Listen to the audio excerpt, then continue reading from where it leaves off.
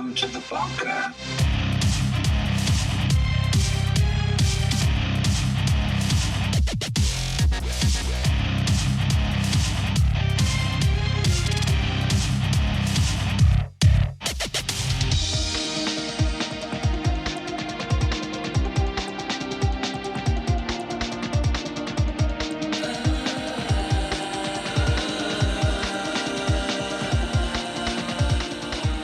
Preppers, survivalists, off-gridders, homesteaders, and the like. Welcome to Top's Bunker, a podcast for preppers.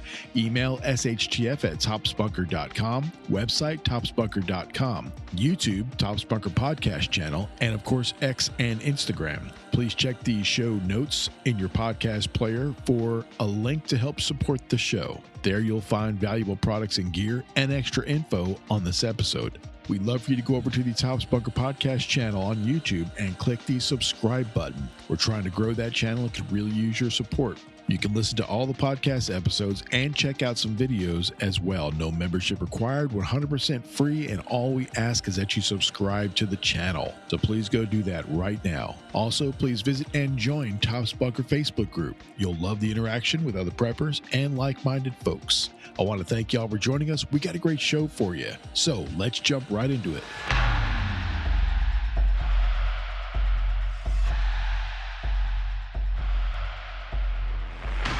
I just scarfed down some fish.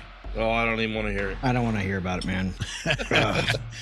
Well, you talk amongst yourself. I got to grab my coffee. I left it in the other room. Hold on. Sardines. Ugh. Yeah. Ugh. Dude, I can't even. I've had them. I've had them dressed up. No, it's not my thing.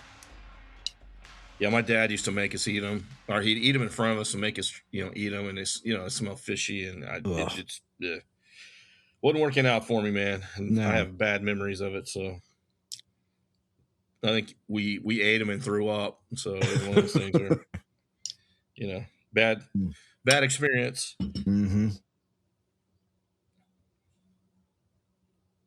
Yeah, this is spicy Italian sausage and chicken with some seasoning, heavy cream, and gnocchi.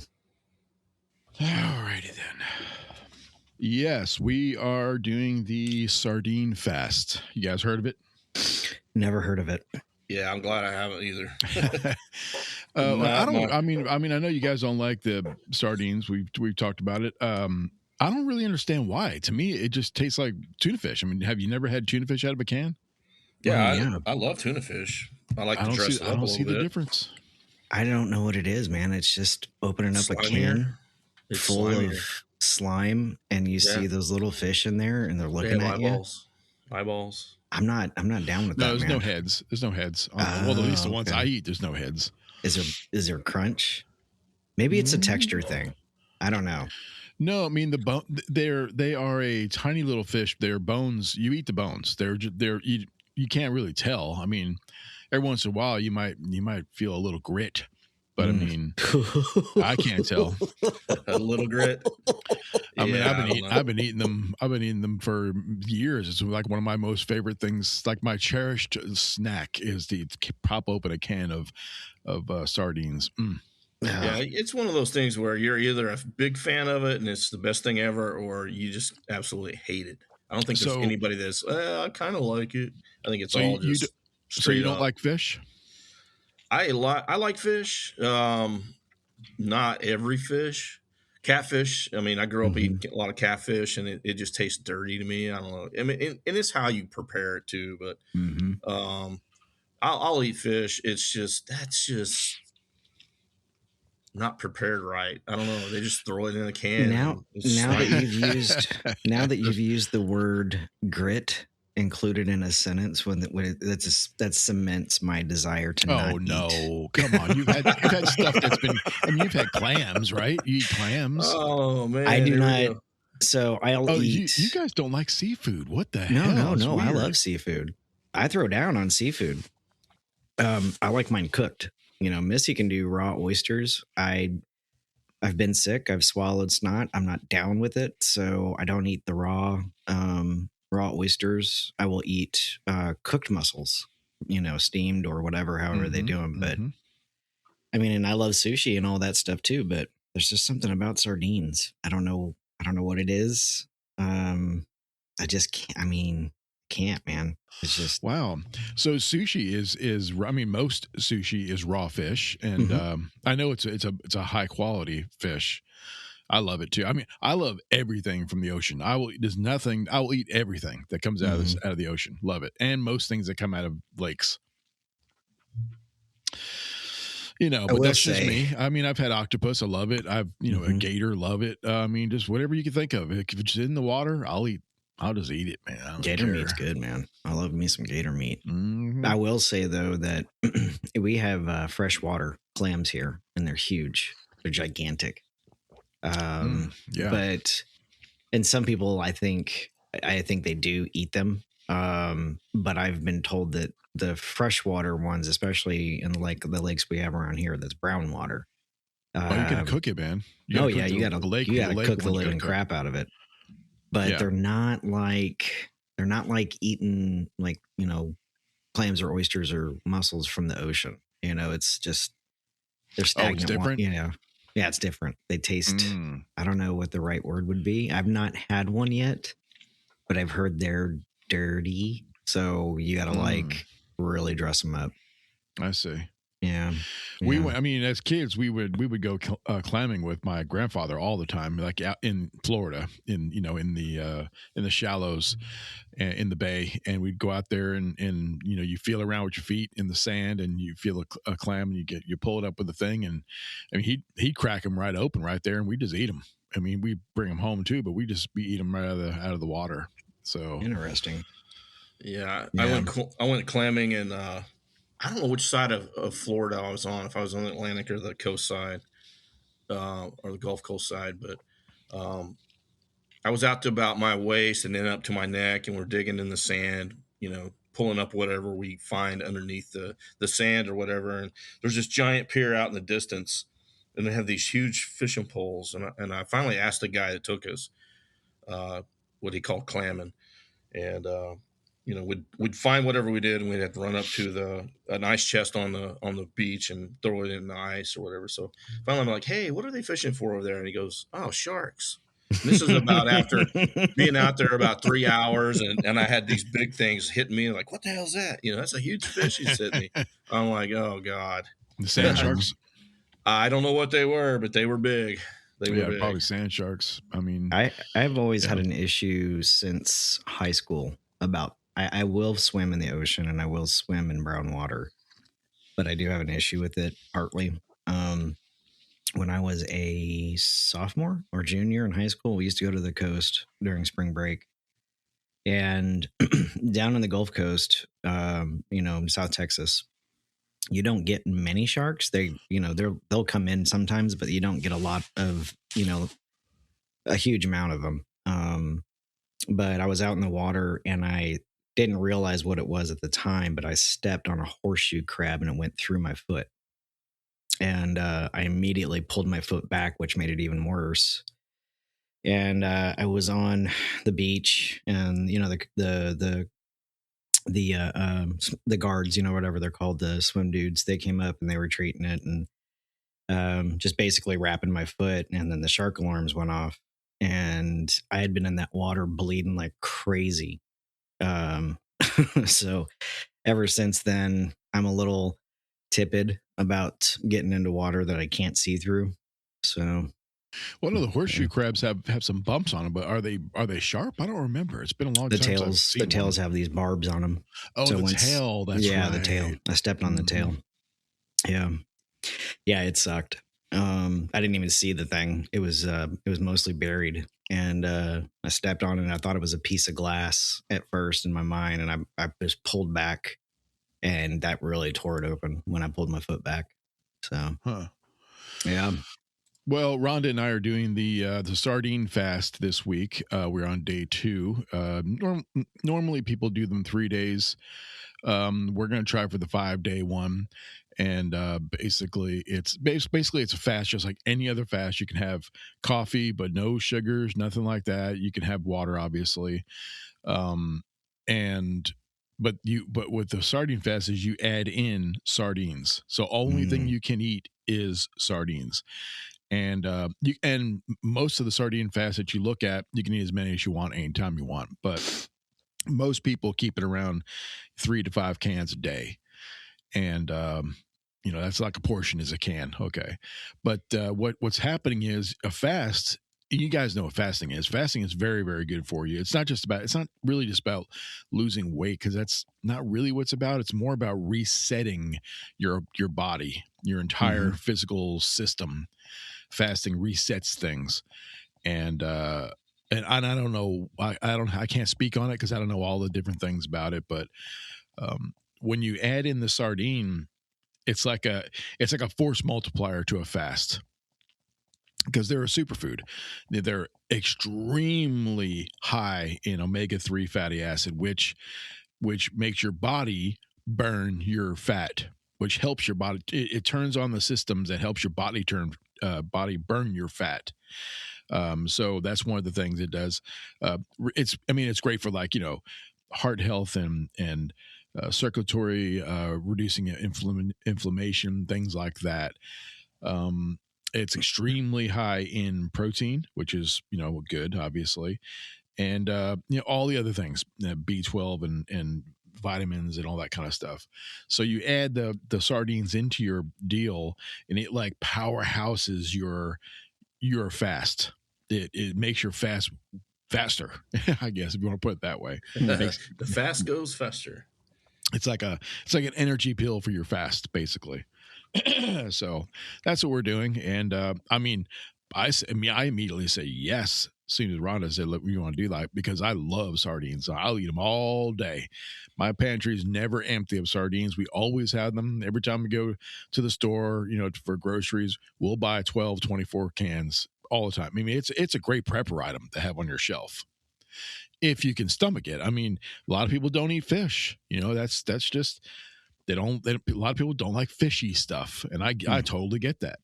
I like it. I like fishy stuff. And for some reason, I've always loved the sardines. Just love them. Mustard. I put mustard on it. And that's one of the things you can put. Mustard doesn't have any carbs. So that's one of the things you can do in a fast. It's basically a keto type of a fast. It puts your body into ketosis, I think it's called. I think it's how you pronounce it. Yeah, ketosis. It puts your body into ketosis really fast, and immediately your body your whole system changes, and you start to burn fat right off of you. So that's part of it. So that's what we're doing. It's fun. We love it. I love it. First time, but I'm liking it. Very interesting. I mean, I'm on day 2. We had a big meal on Sunday. Sunday night we had spaghetti. I think I made spaghetti. Yeah, I made spaghetti, but I also added in a can of no beans chili to it. Oh, man. Bow tie spaghetti was delicious. That was our last meal, basically. That was on Sunday night. And I'm already on day 2, and I'm not hungry at all. I mean, not even thinking about it. So are you doing more of the intermittent, like an extended intermittent fasting kind of thing? But when you do eat, you do mostly this sardine thing? Is that kind of what you're aiming for? Yeah. Anytime you get hungry, that's the key. When you're hungry, you eat a can of sardines. Like for breakfast, I had a can of sardines. I had one for lunch right before we started recording. Okay. And I probably have one tonight. But it comes down to if you're hungry. It's not just, you don't do it on a timed thing. That's the part about fasting and the satiation you get with sardines is that omega-3 fatty acid helps you feel satisfied. So you're not like right now, I'm barely hungry. And I've only had since Sunday night, I've only had 5 cans, I think. 5. Well, how much does a can cost? They are about 78 cents a piece. It depends. Right now, the sardine fast is actually popular. So I think they've jacked them a little bit. I think they're right around $1, maybe $1, 6 or 7, something like that. But it's still affordable though. Oh yeah. It's totally affordable. So wow. I mean, like for $20, I mean, I don't get the cans. I grab the whole box off the shelf That they just like the display box, and the display box goes in on my pantry. Wow. But what's really cool is those display boxes also make great seed pack holders, for your seeds, so you can, organize them on your, whatever. So interesting. That's what we're doing now. Man, I'll tell you what, this weather is crazy. We had the massive storms that came through with tornadoes, all that kind of stuff a couple days back. That storm went from 90 degrees down to the high 40s. Then popped right back up into the high 80. Yesterday was 85. Today woke up, it's 49 when we wake up. It's only getting to 57. I don't even think it's there yet. I have a sweatshirt on, and I was just running the heater in the studio. It's weird. This weather is weird. Yeah. We've had some very, very strange weather here. I walked outside earlier today and I thought I was going to freeze. It was like, I don't know what the temperature was, but it was cold. Yeah, it's like the cold front just came through. It's just crazy. And nobody told me about it. Well, I mean, you kind of have to look, but I mean, well, me too, because it was so hot yesterday, and I went and I checked my bees, did an inspection, and one of my hives is ready for a split, meaning they're ready to swarm. Natural thing they do every year, and what I do is I split the hive, tricking them to think that they did swarm, but I keep the swarm. Basically, it's what happens. I was planning that for today, but I can't split a hive and half their numbers on a day where it's going into the 40s overnight. They'll freeze to death. Yeah, I bet you that place wreaks havoc on just them as a colony or whatever. Seemed like they would be confused. So. Oh yeah. But they know what they're doing.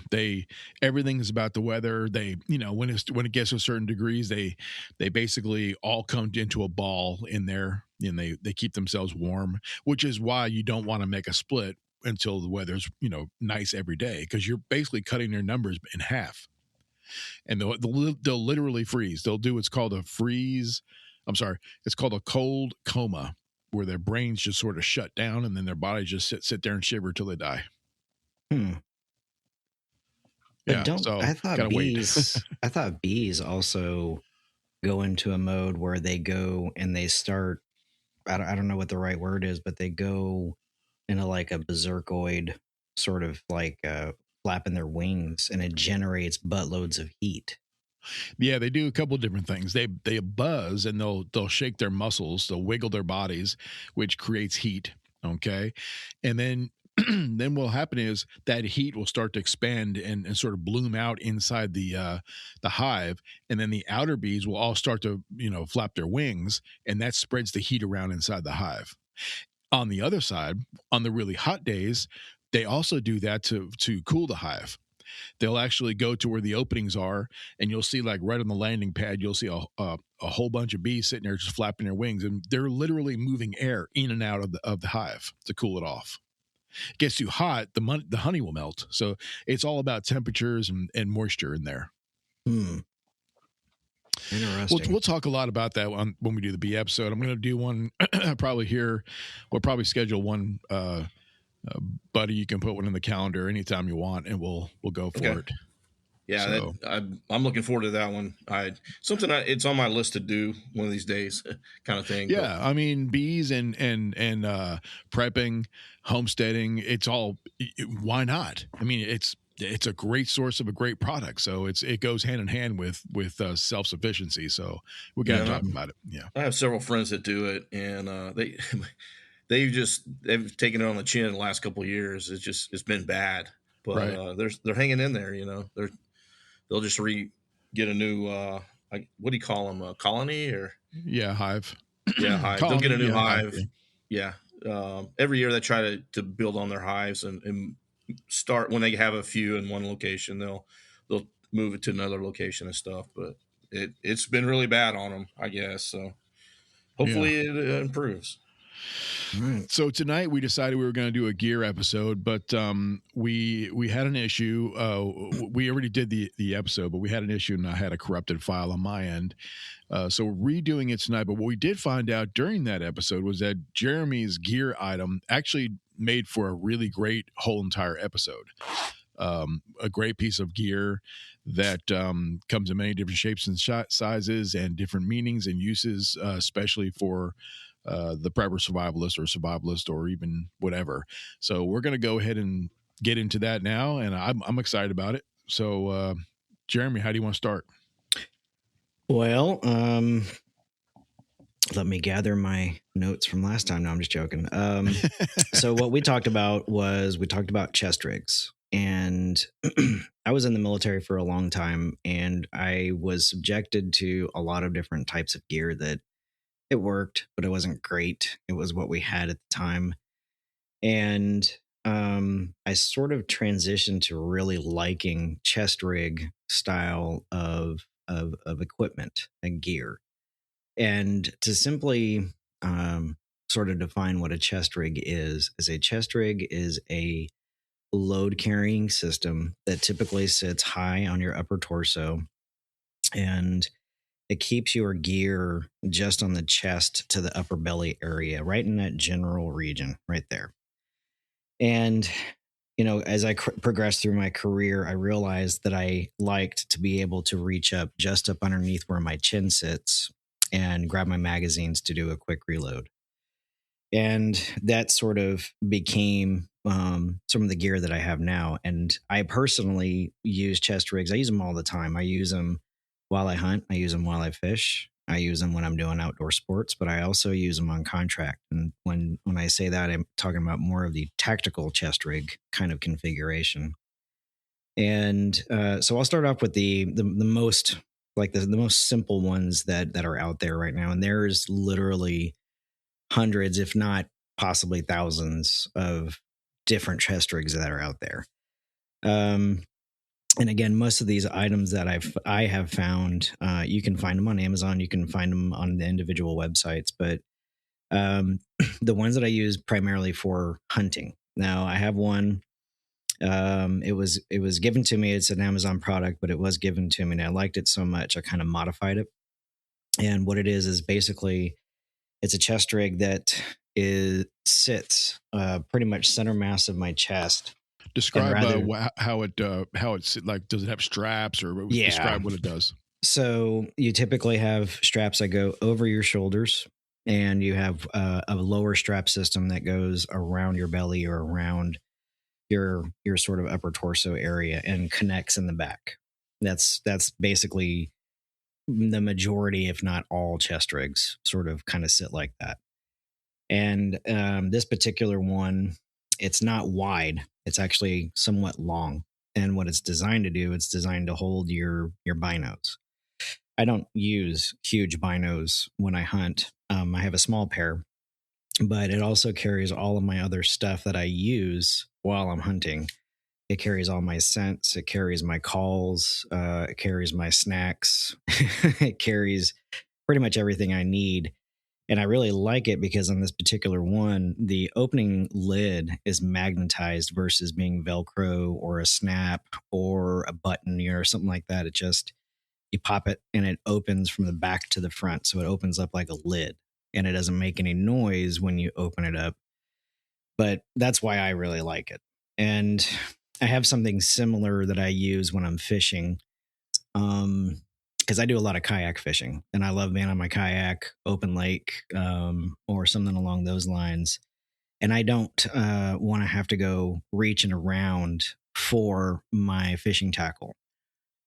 So I have a waterproof, it's very thick, waterproof material, and it fastens the same sort of fashion, but it holds very small tackle boxes inside. And I have them arranged where I've got worms, I've got, different types of lures and baits that I use along with my lead shot and stuff like that.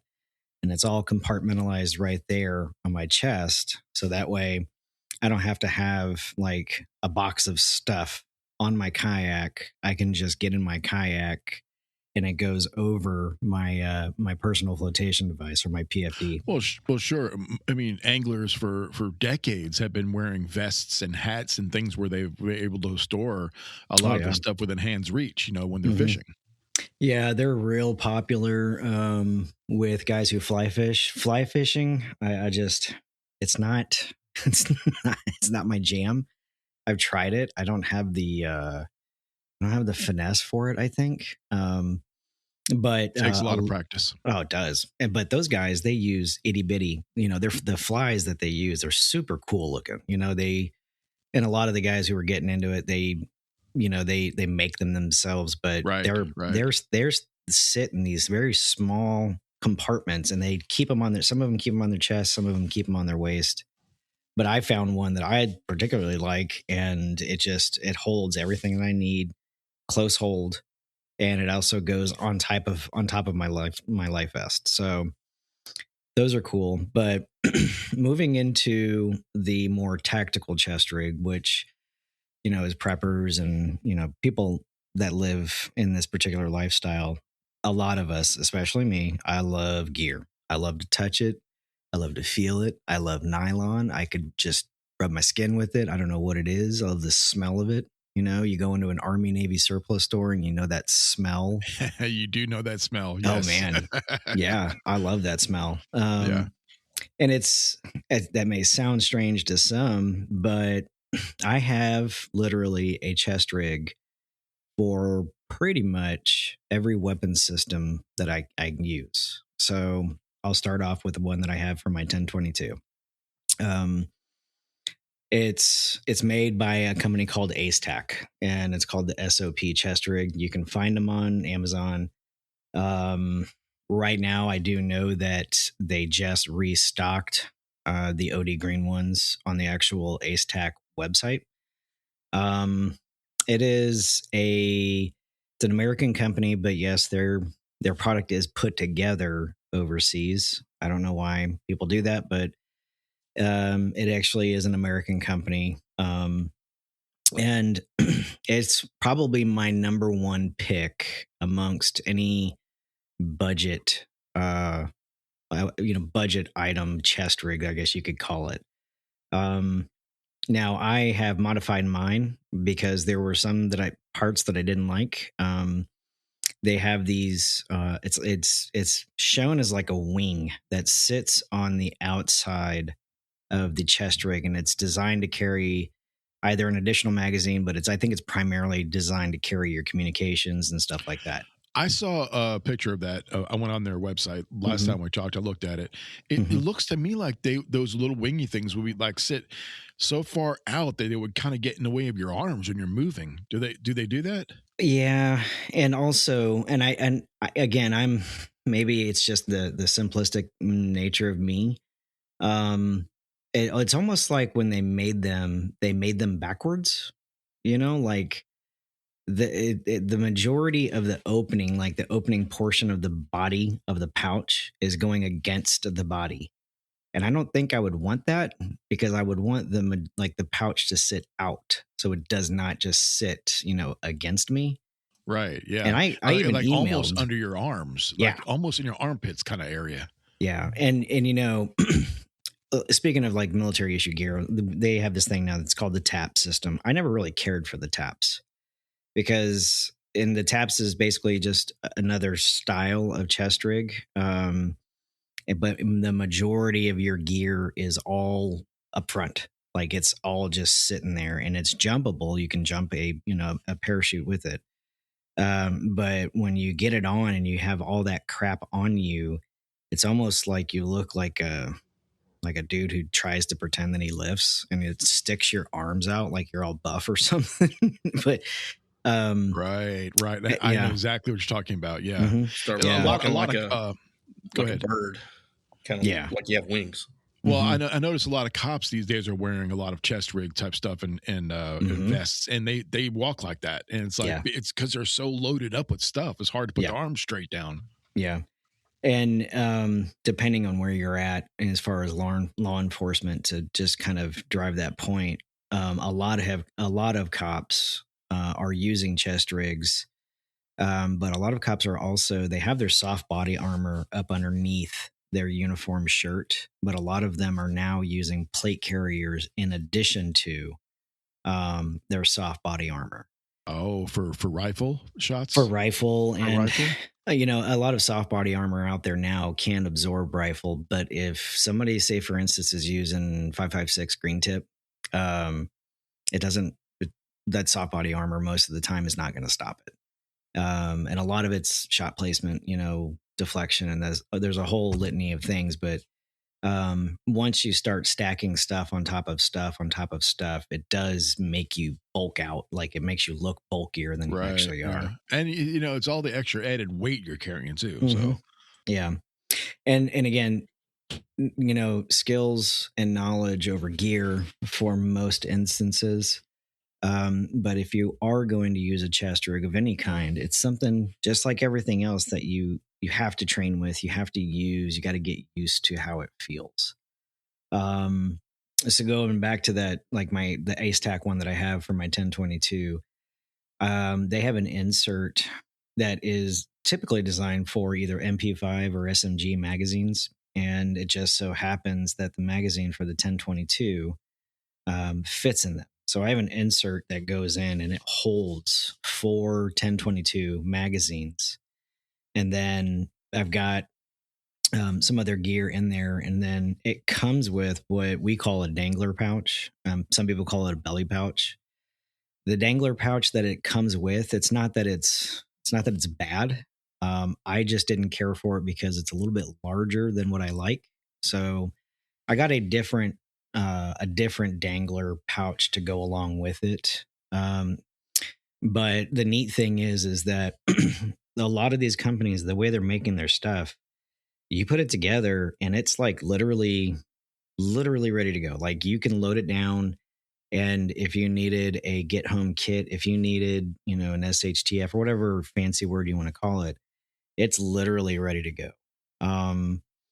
And it doesn't require a whole lot of modification, and I think that's one of the reasons why I liked this particular one. It's not the cheapest, but it's not the most expensive. It's not like we're talking Spiritus or. Okay, so you said budget.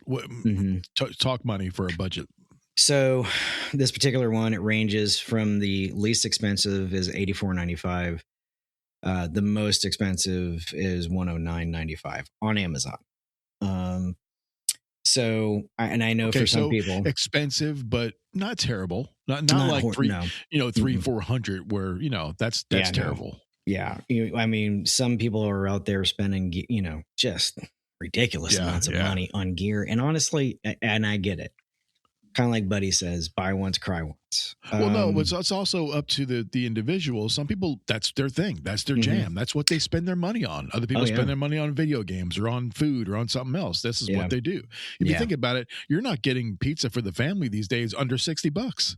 Oh, dude, don't even get me started on that. You could, drive-through restaurants. Have you been to one recently? We don't go, but eventually, every once in a while, we might stop in and get something. You're not leaving a drive-through restaurant without spending $30-40. Yeah, for 2 people. Have you ever been to Taco Bell lately? That's even I haven't, ridiculous. But that's what I'm saying. It's like, it's crazy. Yeah. So $85 does not sound that bad. No, it doesn't. And again, you can go on Amazon and they've got colors ranging from which is my favorite color. I know it sounds dumb, but my favorite color actually is OD green. They've got the classic, what we used to call in the military, desert night camo. It's sort of a funky squared off digital green. Yeah. I saw that for the first time recently. That's cool, man. Yeah, that came out during Desert Shield, Desert Storm. And they've got a whole litany of colors. They got the Lord's Plaid, which is, your M81 camo. The Lord's Plaid? Hell yeah. Hell yeah. We got to do an episode on camo, man. That's I gotta learn some of this stuff. We call M81 the Lord's Plaid. But yeah, so and Buddy, I know Buddy's back there chuckling right now. He has to be, because I think he was in about the same time frame as me, and he definitely wore M81 BDUs. So that's why you need to get your butthole checked, buddy. So continuing on, I do have more than one of chest rig from this particular brand. And I liked them so much that is why I own more than one. They're durable, semi-waterproof, water resistant.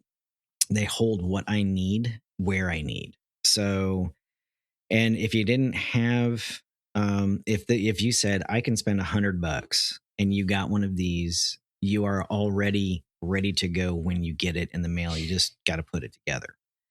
Now there are other brands that I do like and I have used, and they're all sort of like, I don't want to say one chest rig is another chest rig is another chest rig.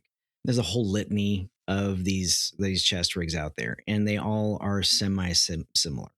If you wanted to go up a little bit more in budget, there's another brand that I do like very much. It's called Helicon Tex. They have a whole bunch of products, but they have this one particular chest rig. It's called a training mini rig.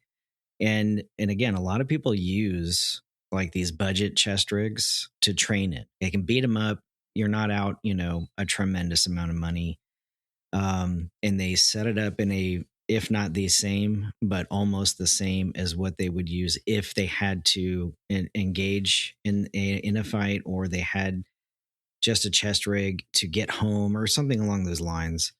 Like the Helicon Tex, for instance, they range between 119 and 150. A little bit more money. They have another brand, and again, a lot of this stuff you're getting from Amazon, where it's probably made. That's just part of the deal. That's just all there is to it. A lot of them are American companies that and I don't know how this works, but they make the nylon here and then they send it to China to be assembled. I guess the assembly part for some reason is kind of the most expensive part. I don't know why it would be. They can put a label as made in America or made in USA, but necessarily assembled in the USA. No, it's an American. A lot of these are American companies that the manufacturing part is done in a different location. And it's unfortunate, but it's been that way for quite some time for a lot of companies. Another good company, just, kind of continue down that path, is Krydex, Krydex with a K. They have a whole bunch of different products, but they have a tactical style chest rig that's built a little bit differently. It's more squared off. It's got 2 admin pouches side by side with your magazine inserts behind it. And it also does have those wings on the outside. And looking at theirs, they're using it for another magazine, but I don't think that extra wing is necessary. I don't see it that way. But anyway, their stuff is about $83 from 73 to 83 in that range. At the lower end of the budget, there's 2 companies that I'll talk about. One of them everybody knows, which is Condor. The other one, it's such a stupid name. I don't know who came up with it, but it's called Excellent Elite Spanker. So, and that's the actual name. And I know that's not the name. It is the name. I'm not even kidding. Now, is that the one you mentioned last time? Yes, it is. Excellent Spanker. Elite Spanker. Do not Google that. I would have it on like incognito if you do. Oh no, go ahead and just rip it away. Just send it. Full send. Yeah, you'll get some good stuff. Full send. Yeah. Now, and again, every company has its ups and downs. Is this 100% American? No, absolutely not. Not with that name. But they actually do make pretty decent nylon. They do make a pretty decent product. And I start there to go into Condor. Condor now is not what it always used to be. Condor used to be like the bottom of the barrel. You can't afford nothing else, and which is fine. That's absolutely fine. But all of the gear that I talk about, you really do get what you pay for. Now, as with Condor, as with anything, if you are handy, if you are creative and you know how to sew, you can, which I have before, you can reinforce the stitching on any of these products. And If you can't do it, you can actually take them to places that do sewing. And as long as they've got a heavy duty sewing machine, you can have them reinforce stitching. It's not that complex of a thing. I would say in my budget gear picks, the bottom of the barrel is going to be Condor. With that being said, I do have Condor gear that I have reinforced. And when I reinforced it and modified it to my liking, it actually became really good gear. Do I think it would stand up to, a long protracted SHTF situation? I don't know. I don't know that it would. I like Condor. I've got Condor stuff too as well, along with plenty of other stuff, and I like it. Yeah.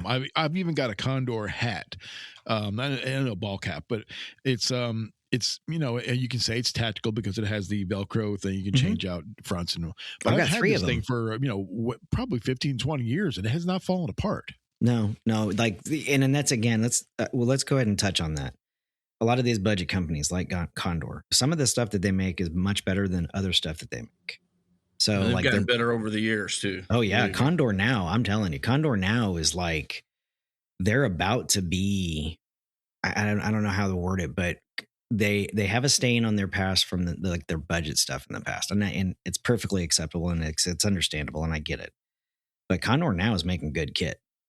It's not always 100% coming like back here to the States. But they have made pretty huge steps, especially in stuff like their chest rigs, their clothing line. Like I have 3 or 4 of their baseball caps. They're the mesh style baseball cap with the Velcro front, because when I'm on contract, I wear a patch on my hat. Of course, now they're all, I don't know why he does it, but one of our dog likes to chew the left corner of all of my hats. But like literally, it's just the one side. But I have one in black, OD green. I have a sort of a flat dark earth colored one. I really like their hats. Now I do have a chest rig. I've got that. That's what I've got, the flat dark earth, but it's the full all the way around for the winter type of hat. Oh, okay. Yeah. Yeah, I really like their mesh hats because even during the winter and I start heating up, it lets me vent out that heat, coming up through the head. I do have a Condor chest rig. I do. I reinforce the stitching. And I'm not gonna lie, I like it. I do. I use it a lot during classes and during the contracts that I'm on, and it's never failed me. But I also think it's because I took the time and I modified it. Like I really like vested an interest into taking, and I think I did it as an experiment, really. But I took what a lot of people didn't like, and I added my own touches to it, and I put time and effort into reinforcing the stitching and the build of it, if you will. And it's a damn good piece of gear. I mean, it really is. My plate carrier is Condor, and and it's all I could afford at the time. It was still kind of expensive for me at the time, but I couldn't afford a $500, $600, $800 rig at the time, so that's what I bought, and I've had it ever since, and it works great for me. Yeah. I'm not going to say if I had to wear it every single day in a SHTF extended type of situation, it would last forever. But so far, it's seen no wear. Yeah. Now I have one, and it's called the Rapid Assault chest rig. And when you're looking at it, it's your typical chest rig with an X cross style back and your shoulder straps. I took those off and I replaced it with another product from Condor. It's called a Hydro Harness Integration Kit. And what it is it replaces the shoulder straps and everything else. It's one big hydration bag carrier. It actually carries like a what they call a camelback or something like that. A bladder. It holds your camelback bladder, and it integrates into the actual chest rig. And they have their quick links or their snap links are like integral to their company. You could probably replace them with something else, but I didn't see the need to. But I've enjoyed it. I've abused the living crap out of it, and it hasn't broken down yet. Maybe some fraying, here and there. But again, I took the time and effort to make it better. That's how I did it. And when it comes to chest rigs, and I'm glad I brought this up, I have a bad back and neck, so I don't want all of my weight like sitting right there on my chest and pulling forward on me. I like to balance it out with something on my back. I like to have water on my back. When I'm on a mission, I go through a ton of water. So having the camelback bladder on my back to balance off the weight, but also have extra water is really big for me personally. But I also added 2 pouches to hold 2 Nalgene bottles. So I go in with a significant amount of water. Did you have to sew any of this stuff together, or does it all interconnect? No, it's all Molly. It's all Molly. Oh, it's all Molly. Okay. Mm-hmm. Yeah. And so it has a Molly section on the back as well. If you change it out with that hydro harness, and they do have another style of harness, it's an H style harness where it connects into your shoulder straps and it goes up and over, but it has basically a smaller square section of Molly on the back. I don't care for that one, only because I like having the water, but I also like the wide shoulder straps that it comes with. So that hydro harness, I wish more companies offered it. It's a great idea, but it balances my front and my back throughout the fight. So because I'm using ammo in the front and I'm drinking water from the back, so eventually it's gonna even out. So, but okay. That sounds cool. Yeah. Now, as much as I do like having a one, all my stuff, in the front and in the back, a lot of people, and this is a style that we used to wear in the military, but it's a split rig front. So basically what that means is, instead of putting the shoulder straps and whatnot over your head, getting your arms through there and whatnot, you throw this one on more like a vest. So it buckles in the front. Some of them are zippers. I don't care for the zipper, function in the front. I like having buckles, but instead of as guys, we don't know what it's like to take off a bra, but I've taken off gear that is, dual. It's connected in the front, and I can imagine if we did wear them, that's what it would feel like. Because you take your rig off and you take off your plate carrier and you're like, oh my God, yes. Now, Jeremy, I can take off a bra with one hand. Nice. Got my technique down. The one-handed snap release? Yeah. Oh, yeah. Well, I'm not in a cup size yet, so I feel for y'all. I don't know how you reach behind your back like that, but Wazinga, man, y'all walked right into that. Well, I have a split front. I have my rig is split front, so I can just use my index finger and my thumb and just hit the button and bam. Yeah. Now, again, there's for shopping, and again, you don't have to have a chest rig. You don't. I also run a war belt. Some people call them battle belts. Of course, we all know that I'm all about that fanny pack life. Oftentimes I will run a chest rig and a fanny pack together. Just gives me one more small piece of kit for my stuff.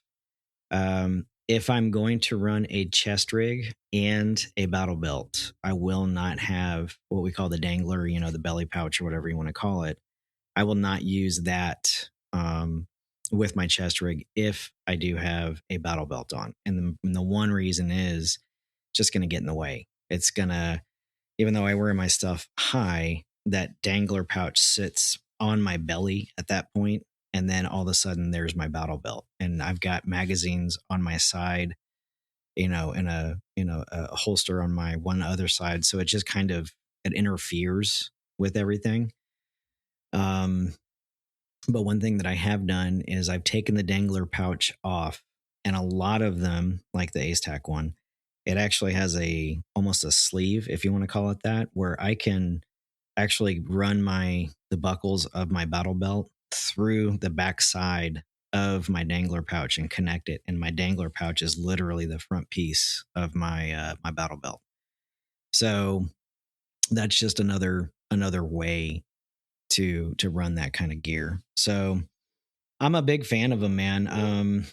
And I think that and again, this is something that you have to train for. You have to train to use, just like if you buy something and you just load it up with a bunch of crap and throw it in your closet and never use it, there's literally no point in having it. There's none whatsoever. If you're going to buy something, use it, train with it. And if you want to go budget to figure out what you like and how you like it, do that, And then as you're doing that and you realize what you can abuse and where it's going to break out on you individually, start saving up your money. So that way, when you're eyeballing that one piece of gear that you really, really want, then you can go ahead and pull the trigger and have that. But in the meantime, I can just tell you right now, if we ever do up on land, where out here where I live, I plan on patrolling my property with a chest rig on, and that's just how it is. It's a very usable, multifunctional piece of kit. So, yeah, man, chest rig is the way to go for me personally. But every person needs to figure out what their thing is, not just one. There's no just one thing. So, what are some activities that you can that you can use a chest rig for? And when you say chest rig, it sounds so tactical and sort of militarized, but they do make them that's not so tactical. That's for other stuff. Yeah, no, there's a litany of these things out there, and chest rig is just a moniker. It's just a word that is now used. It's because it's so commonplace. Now they make them, and I know a couple people who use them to run, especially during trail runs, on technical trails, because you want all your stuff with you on a lot of these runs, because when it comes down to it, a lot of them, they don't have like water stations or stuff like that on some of the races that we've been on. And really, if you think about it, like I have a running rig that I'll call it that. It's made by Nathan. It's got a hydration bladder on my back, and it has these front pouches for your smaller drinking bottles. And you can there's a couple extra pouches here and there for snacks. But they have these now where they are water resistant material. I don't know if I'd call it rubber. I don't know exactly what I'd call it, but it's a nice square shape in the front for the main pouch, but where your arms are going through on both sides, it's curved in. So kind of like when we talked about shoulder straps on a ruck, the curve is going inside towards your chest, so it's not going out and rubbing up against your armpits. Oh yeah. So I know a lot of people who use those now for running. I've seen them I've seen them in airports. I saw a guy on our last cruise. He had one. And I carry our passports in my fanny pack, and just because that's what I've gotten used to and I like it. But this guy had one of those running chest rigs on, and I saw him reach up and just open his stuff up, and all of his required documents were right there. Yeah, that's awesome. Yeah. It didn't look dumb to me. Maybe it looked dumb to other people, but I like chest rigs, and I leaned over and I was like, yeah, that's a nice chest rig, man. Where'd you get that thing? He's like, oh, I ordered it on Amazon.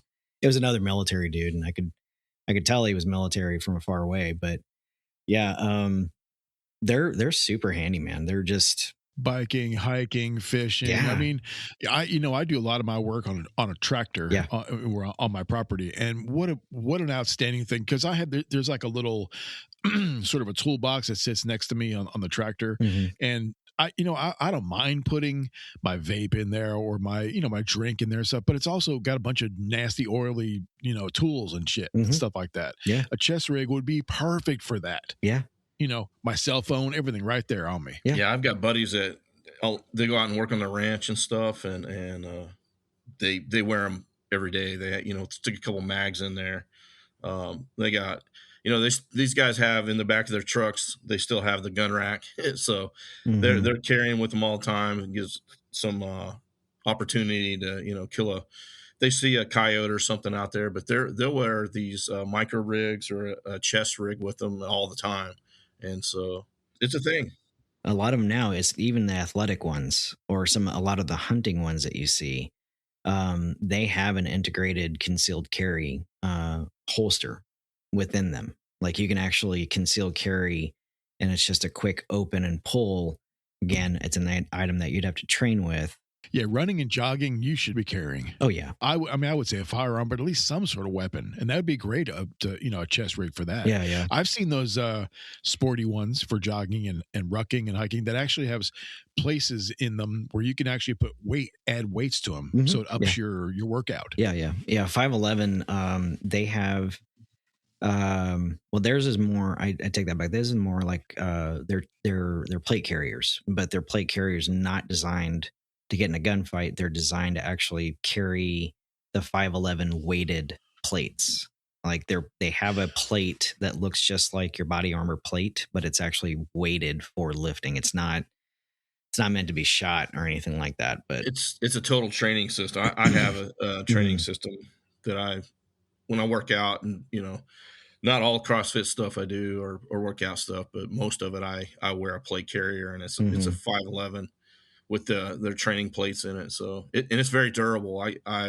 You literally just work the shit out of it, and it's very durable. I actually want to put my plates in that one opposed to the one I have it in right now. So you're adding weight resistance to your workout. Yeah, to walk in the gym, I'm getting a workout, Right, yeah. Put an extra 15 pounds on you. I sent you guys that video from our garage gym. I actually, when I lift and work out, I'm always wearing my plate carrier. Yeah. And I'm not using my plates that I would normally use. There's 2 sets of metal plates in there. And so, I mean, I like to be able to add more to it. Like if I know that I'm not going to be able to say run, because I haven't been able to run in a while, I'll increase my knee problem. I have everything problem. Yeah, I tried running into mine. It just beat you didn't up. work very well for me. Yeah, it beat the shit out of me. My knees and ankles and stuff just can't handle it. So. And a lot of people don't realize that, they think I got this plate carrier. I'm going to go get in this gunfight and it's going to be fucking awesome. And then they wear it too loose. They run about 100 meters and they realize that thing flapping around has torn the skin off their neck because it's not fitted correctly. Their nose. And it's a lot of people, they buy this stuff because they see, they see it in pictures, they see it in movies, they see all these things, but they never fit themselves to it. They never took the time to say, how does this thing actually how is it supposed to be? How is it supposed to be worn? Body armor in general is supposed to be worn tight, not loose. Not so tight that it constricts your breathing or your body function, but you want it tight to the point where it's not flapping around. That's it's pretty freaking important. Anyway, so again, the chest rig moniker, it means a piece of equipment, somewhat like a pack, that carries your essentials up front and high on your upper body in your chest area. And again, hundreds of different companies out there with different styles of chest packs, if you want to use that word instead, for different functions. I like them. I use them all the time. I think that they're now more socially acceptable to where if you were if you go into New York right now, you go into the city, you're going to see young people wearing these things, beating around in the city. Down in Manhattan, they're really popular, especially with the delivery guys on the bikes and the mopeds. They're hugely popular with those dudes because everything that they need, especially their phone, they have attachments now that are made specifically for your phone, where you pull it down real quick, get what you need, take your screenshot, and then close it back up, and it's all right there. Right, yeah. And even some of the gear that we use now in the military, it's the same thing, but it's, it looks like a cell phone, but it's definitely a different system. But there's so much now that we use that's, technology driven that they can just pull it down. They look at their map flip it back up, and they keep going. Hands-free survival. Hell yeah, brother. My prepper brothers and sisters, what a great episode. Always want to hear about gear. Gear is fun. We love gear. You guys love gear. We all love gear. That was a great episode by Jeremy about the chest rigs. I think y'all should do some research, find something that works for you, and get it done. Stay prepped, stay happy. Thanks for listening, and good night.